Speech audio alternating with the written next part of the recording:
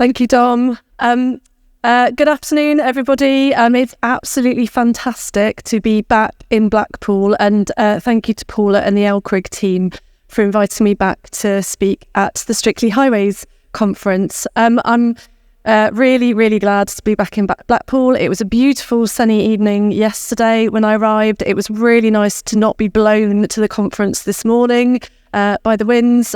So I'm really enjoying my time back here. And the conference so far has been absolutely fantastic in terms of the conversations that have been had and the presentations that we've seen. So I've got a slightly shorter title on my actual slide presentation than in the brochure, but I am going to talk about some work that we've been doing, sort of reflecting on the way that we do research and innovation in national highways, and focusing on how we can better plan for our forthcoming road investment period. So I'll just talk very briefly about national highways and who we are. So we are the company that is tasked with managing, maintaining, operating and modernising the strategic road network in England. I thought it was 3% of the total road network in England, but Darren said it's 2%, but who's going to argue over a percent? Anyway, it's very small amount of the road network in England. And that is why it's so important to be at conferences like this one, because actually there is so much opportunity to share learning and knowledge and really make sure that collectively we are able to move our kind of shared goals around improved safety, decarbonisation and so on together. Although it's only a small percentage of the road network, we do carry around 1/3 of all traffic and 2/3 of all freight traffic. And we have 3 imperatives. Safety is our first imperative, customer our second, and delivery, which is probably what National Highways is most known for, is our third imperative. And you can see from this kind of diagram the amount of asset that we have to manage. And again, we've heard a lot this morning about how to better use street lighting and actually how to better sort of maintain the road surface as well. We are underpinned by our long-term strategy, which is called Connecting the Country. It is also our purpose as National Highways, so the roads that we look after connect the country together. It's our long-term vision for the strategic road network, so it runs to 2050. And it looks at 3 key areas. So one is around how much our customers will travel. So that's really focused on kind of their journey trips, so how to sort of support economic growth and encourage active travel. There is a focus in our strategy on car travel in particular, and also looking at the value of freight and logistics, both to the economy, but actually how does the strategic road network service that particular industry. The second area is around how our customers will experience travel. So that focuses again on our ambitions around safety and zero harm on the network, our ambitions around decarbonisation, which we have set out in our net zero carbon plan, and how we are moving to a more digitised environment. So obviously we will see more technology in vehicles, the use of sat-nav, the emergence of more connected, and over time the emergence of autonomous vehicles.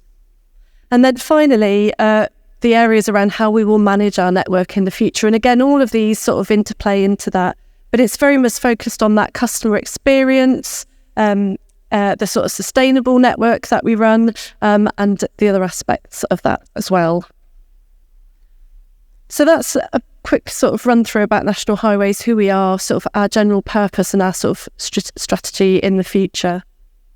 So research and innovation matters at National Highways if we are to achieve some of the ambitions that we've set out in our Connecting the Country strategy. We will have to do research and we will have to innovate in order to meet those.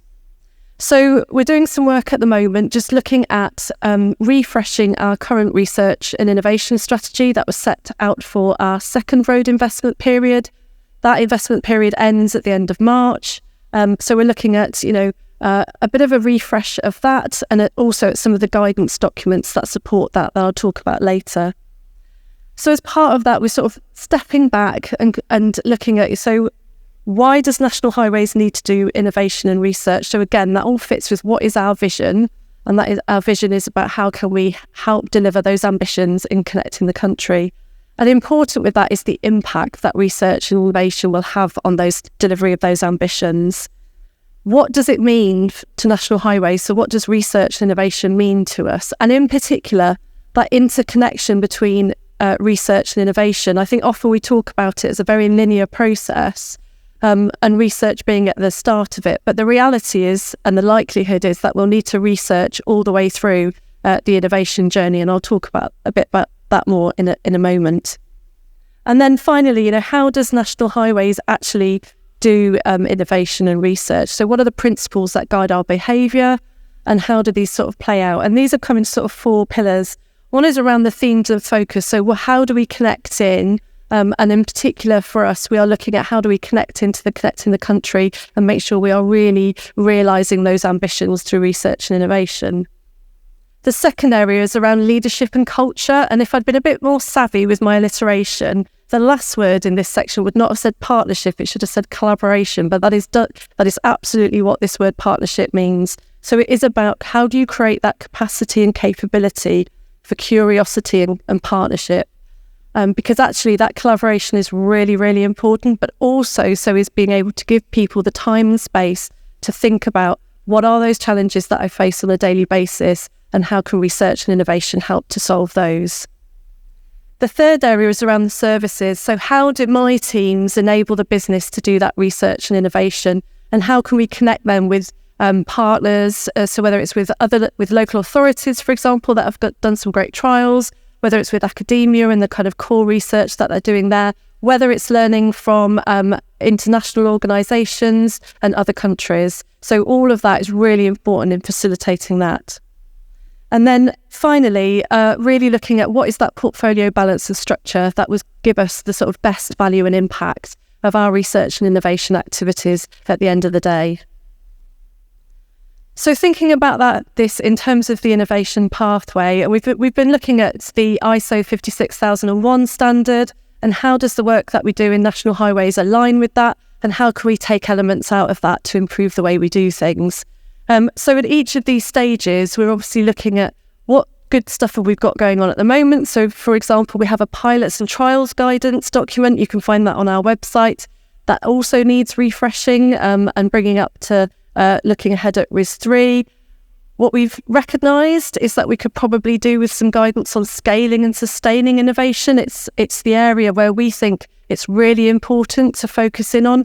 We do lots and lots of very good pilots and trials. Actually, how do we get those to really stick into the business and get those adopted, and really delivering that impact and value, because you only really see that once you've got something adopted out onto the network.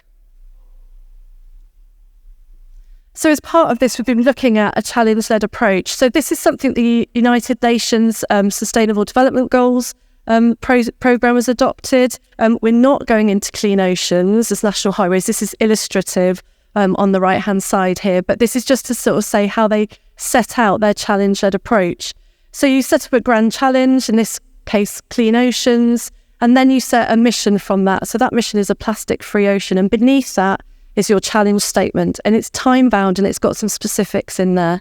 And it really enables then people to propose potential projects that might help solve that challenge and deliver the specific metrics within those timescales. And from that, you can form a portfolio of activities. And this is something we think is really important to do, particularly as we're looking ahead at potential, at what the funding might look like, and how we can make sure we're really focusing our efforts on the right things to deliver those ambitions. So this challenge-led approach, it aligns what we do with our long-term strategy, connecting the country. It sets that top-down direction. So our exec are really bought into this. We've already started some work on specific areas, and they're really bought into this challenge-led approach. The key bit is it identifies those challenges where we don't know the answer, and that's the really important bit. And it's those things that people are experiencing on a day-to-day basis that they can flag up to us. Importantly, I think for the supply chain, it sends that signal to industry and external stakeholders and other interested parties like academia, so they know what we are interested in and what we are willing and able to fund and contribute to. It enables collaboration. So some of the things we might identify in our challenges might not be unique to National Highways. And then it's really important that we look for those collaboration opportunities to make sure that we're delivering that value and impact in the best way. And finally, and really importantly, it identifies those measures of success. So it's really important whenever we're innovating and researching that we're really clear on, are we meeting our measures of success? What learning are we getting from where we are on the journey? And then what do we need to do next to really deliver that impact? So this is an example of one of the areas that we've started developing challenge statements on. It's around the decarbonisation theme in the Connecting the Country challenge. And it picks up on our ambitions around net zero maintenance and construction. Interestingly, when we spoke to our operations colleagues, one of their challenges was around the amount of assets that we have and the subsequent maintenance that comes from having all those assets. So one of their ambitions was, could we have a maintenance-free network or a maintenance-free set of assets? And so then what we've done is we've worked with the business to come up with 3 prioritised challenge areas. One around a future-proof, durable and resilient road network, one around a less construction-intensive road network, and one around a low-carbon road network. And in particular in this one, this is all about how can we accelerate the adoption of low-carbon solutions onto our network. But how do we decide what to invest in? We get lots and lots of great ideas. We want to make sure we've got that balanced portfolio, but how do we take a measured view on what we should invest in? And again, looking at the ISO standard and some of the work we've been doing around that, we've developed what we call a scorecard. And hopefully a lot of this is sort of common sense, but it just enables us to map out the various things that we want people to work on right from the outset, right at the when they're starting off in a piece of research, and thinking about all these different questions right from the start. So we've split it out into 3 areas. One is around desirability. So who needs or wants that particular innovation? Who has got that challenge? Who is the end customer for it? If this thing is successful, what are those routes to scaling? What do they look like? And what are all the relationships? So is it something that we need to collaborate on with others? Is it a national highways only challenge, or actually is it a wider challenge across the industry? The second area is around feasibility. So is it achievable, and how achievable is it? So what activities, what teams and resources need to be involved? Again, is that within national highways? Is that outside? Is that collaboration? What's the technical feasibility? So what do we need to do in the standard space? What's the IP sort of arrangements around it, and all those sorts of things? What kind of digital systems might we require to enable that innovation to come to fruition? And then what we've called occupational considerations. So this is really around all the different elements of risk management. So health, safety and well-being, safety, cyber risks, and so on. Just really sort of building up that how feasible and how possible is it to actually make this thing happen. And finally, that viability aspect. So how sustainable is this innovation? So what's its strategic fit? And again, how does it tie into the challenges that we've identified and agreed with our exec? What are the benefits, and how can we quantify them? And again, as we go through the innovation stages, we might not know too much about the sort of quantifiable benefits at the outset, but at each stage we're able to identify what is it we need to do to move to the next stage and build up that level of knowledge. And then finally, what's that value for money? So again, what's the value and impact that we're going to have with this, whether it's for national highways or actually across the sector? And again, as this diagram shows, as we go through the innovation pathway, we expect we will be building up that knowledge, moving from sort of a more uncertain position to a much more certain position throughout the day. And again, that means we can build that portfolio and balance that portfolio across the different aspects. The other thing to say is some of the innovation and some of the ideas that we get might not always start right from the initial stage of that process. So the research might already have happened elsewhere. The concept or some trials might have happened elsewhere. We then want to look at how can we bring that into the adoption, to that scale and sustain element of the life cycle, and really sort of have that confidence about the data and the evidence in order to be able to sort of bring it in and to accelerate it through that part of the process.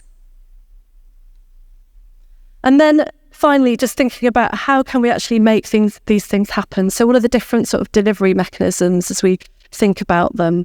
And we thought sort of split them out again into sort of where we are on the innovation journey, so whether we're in concept stage or whether we're more towards the sort of adoption stage, and again, how long that might take to deliver that part of the work.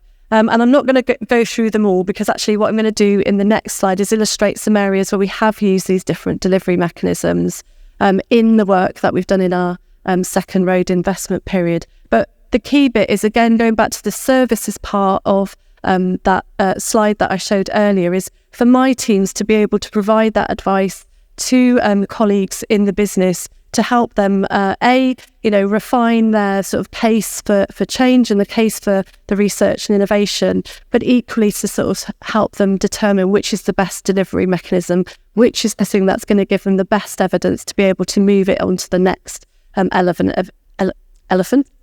of the innovation journey. So that's a very sort of a quick summary of some of the things that we've been looking at, and we'll be implementing them as part of our refreshed research and innovation strategy and our refreshed guidance documents. Some of the conversations today have talked about the future, and there's a lot of uncertainty in the future. So I thought I'd do a little bit of looking back on where we have been and what we've done in our second road investment period.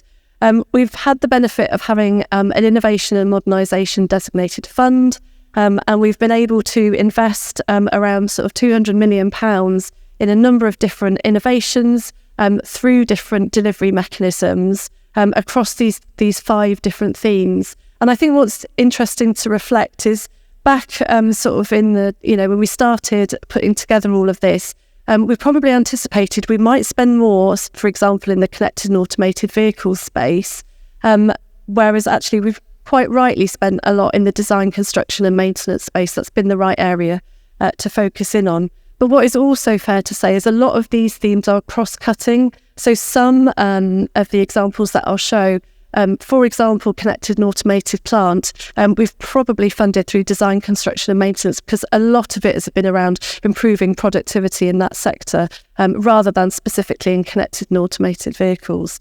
But I think this just given a sort of a good reflection on the portfolio that we've had in the second road investment period and how we've been able to sort of focus our investment in those particular areas.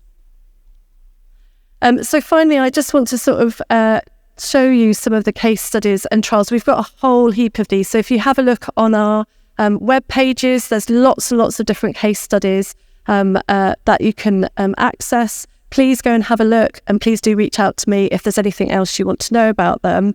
I'm not going to talk in sort of detail about all of these today, but again, if you've got any specific questions about them, please do let me know. But we've got some great examples here of different things that we've done through different approaches. So, for example, we've used the moonshot approach to look at some of our structures challenges, so particularly around non-destructive testing.